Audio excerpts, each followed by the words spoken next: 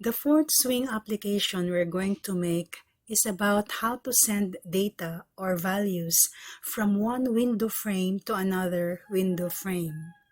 As you can see here in the Eclipse IDE, I opened here two applications. This one, the first is senderFrame.java and the second is receiverFrame.java. So for the first one, senderFrame.java, I created this using Swing application window, while the second, the receiver frame, I created this one by clicking here, Swing JFrame. Okay. So what we want to happen here is that we're going to input the sender, say Juan Cruz, and the recipient is maybe Maria Clara, and the SMS or message of Juan Cruz to Maria Clara. And all these three values, when we click the send button, this frame, the second frame, the receiver's frame, will be created, and all those values from here, the first frame, will be displayed on the second frame. Then when we exit or click the exit button, the whole app or the two frames will be closed.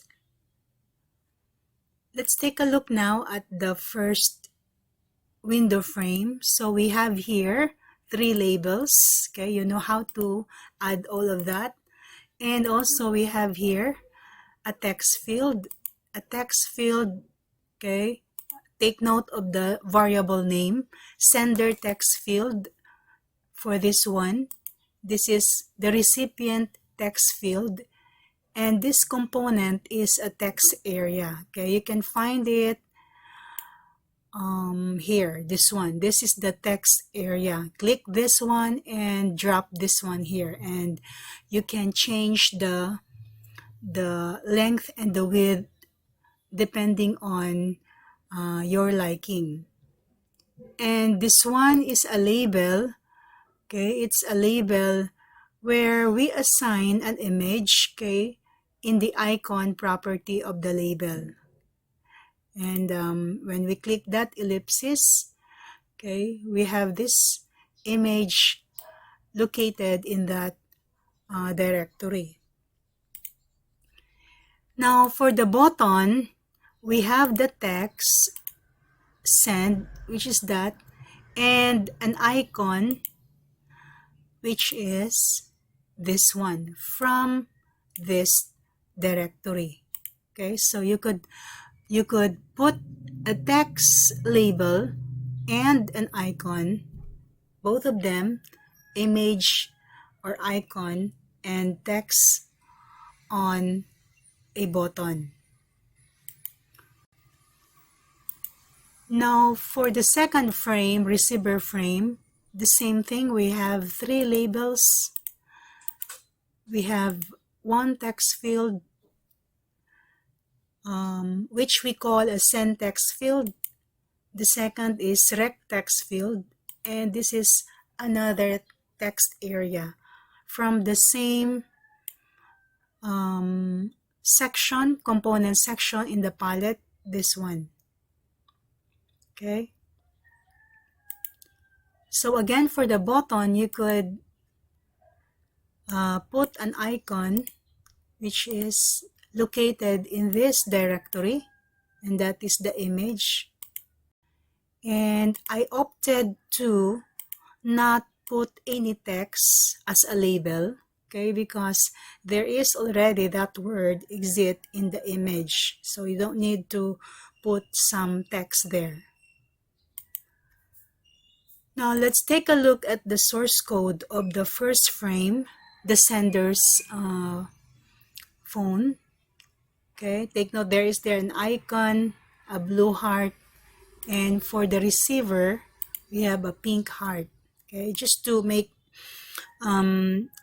a difference between the two frames.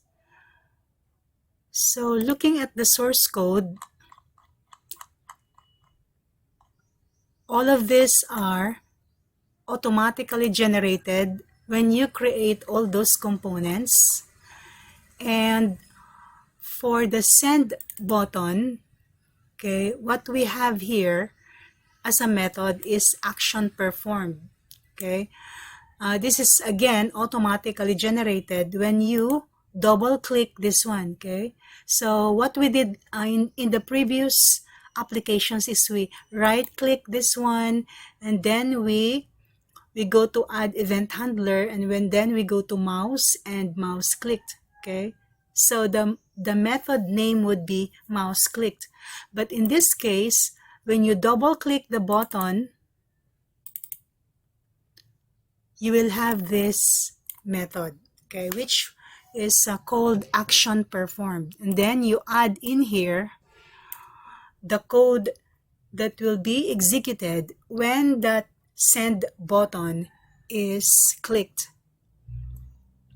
So what we want to happen when this send button is clicked, what we want to happen is that we copy all of the text from here, from this text field, from this text field, and from this text area, from these three input sources. We copy that. Okay, so this is the part in the code where we copy all those three input values. Okay, this is the sender. We get the text. We get the text for the recipient, and then we get the text for the message text area.